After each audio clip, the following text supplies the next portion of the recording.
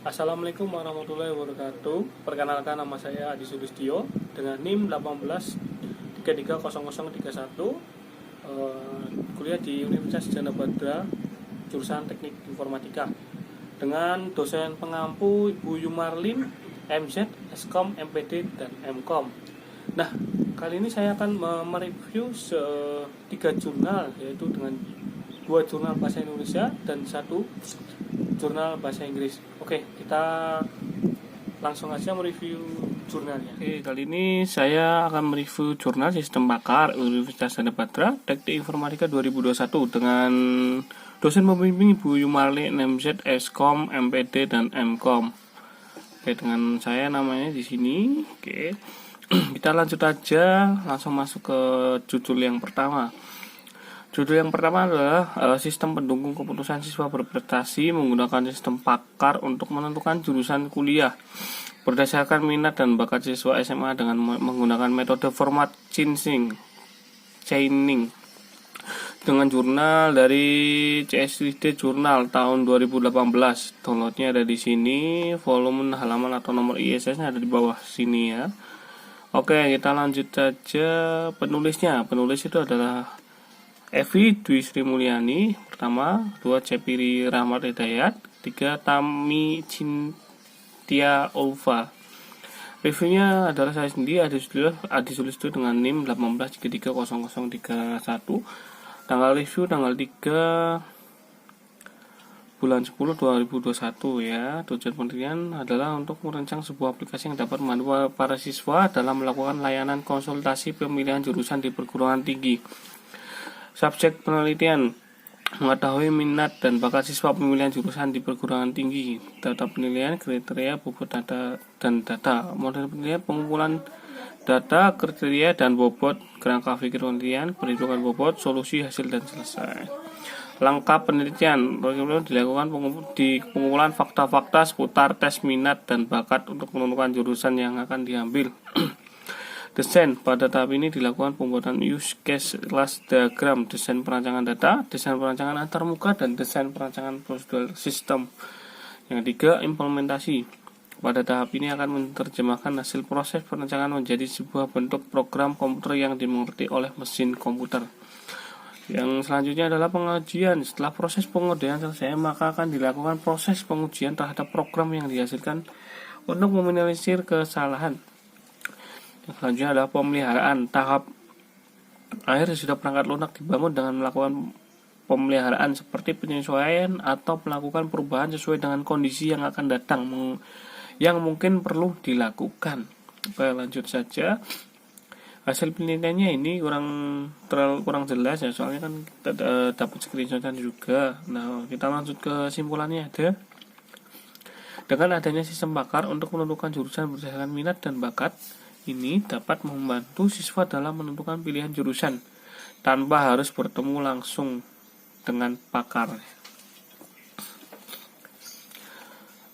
Oke, lanjut kita ke judul 2, yaitu aplikasi pakar untuk mengidentifikasi karakteristik gaya belajar dengan menerapkan modalitas FARC.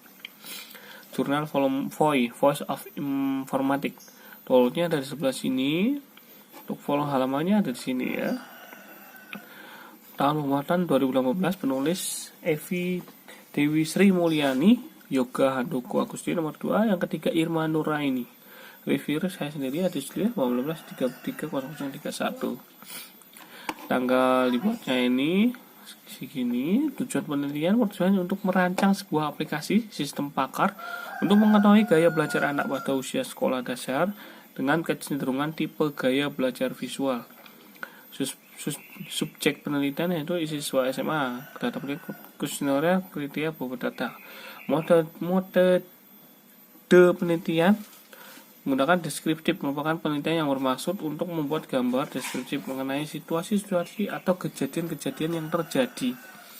Metode ini bertujuan untuk membuat gambar secara sistematik, faktual, akurat mengenai fakta-fakta, sifat-sifat populasi atau daerah tertentu. Langkah penelitian pertama adalah rekrutmen. Pada tahap ini dilakukan pengumpulan data fakta-fakta seputar karakteristik gaya belajar siswa SMA berupa alat tes atau kuesioner yang terdapat di lampiran dan strategi belajarnya, yang mendukung perancangan sistem dengan menggunakan konsultasi dengan pakar, kemudian membandingkan hasil penelitian dengan yang ada pada buku penuntun. Yang kedua, desain. Pada tahap ini dilakukan pembuatan use case, kelas diagram, desain perancangan data, desain perancangan antarmuka, dan desain perancangan procedural system. Ketika implementasi pada data ini akan menerjemahkan hasil proses perancangan menjadi sebuah bentuk program komputer yang dimengerti oleh sistem yang diimplementasikan ke dalam bentuk kode program PHP. Selanjutnya, pengujian. Setelah proses pengodokan selesai, maka akan dilakukan proses pengujian terhadap program yang dihasilkan untuk mengetahui apakah program sudah berjalan dengan benar atau sesuai dengan perancangan yang dilakukan. Metode pengujian yang digunakan yaitu metode black box, di mana pengujian yang dilakukan berdasarkan apa yang dilihat atau hanya mengupdate hasil dan fokus pada fungsional dari perangkat lunak. Hasil penelitian. Setiap siswa memiliki gaya belajar yang dapat menghasilkan perubahan dalam mengolah pengetahuan, keterampilan, dan sikap yang bersifat konstan atau tetap. Dan setiap individu siswa memiliki ciri khas belajar yang berbeda-beda. Kesimpulannya, dengan adanya sistem pakar ini, siswa mengetahui informasi tentang gaya belajar yang dimiliki seperti visual, auditory, read, write, dan kinestetik. Sistem pakar identifikasi karakteristik gaya belajar ini dapat memberikan informasi untuk guru dalam mengenai karakteristik gaya belajar siswa dan strategi belajar sesuai dengan jenis gaya belajar masing-masing siswa, tanpa harus bertemu langsung dengan pakarnya. Oke. Kita lanjut ke judul 3 dengan judul Effect of Talent Management Perspective of Organizational and Accuracy Experimental Study, Jurnal Eurasian Journal of Business and Economics. Downloadnya dari sebelah sini, ini jurnal bahasa Inggris atau internasional, volume atau NISN sebelah sini ya. Ini tahun dibuatnya Maret sekitar tahun 2021, penulis Selman Tetik dan Halim Zaim. Review saya sendiri, tanggal review juga sama. Tujuan penelitian ini adalah this study aim to explore the effect of the impacts on the engagement level of employee. File study has been conducted with Turkish holding to analyze the effect of the aim. Subject penelitian. The subject of this research is the influence of talent management practice on the organization engagement. Data penelitian, observasi, literatur, review, and interview. Model penelitiannya adalah the study was provided by implementing the talent management practice. Hasil penelitiannya yaitu the result indicated that the implementation of a talent management program is positively affecting employee organization engagement. This finding is consistent with the literature. Kesimpulan yang didapat adalah one of the significant findings of this study is regarding the influence of management talent on employee organization achievement. The results show that the implementation of the talent program has a positive impact on employee organization international.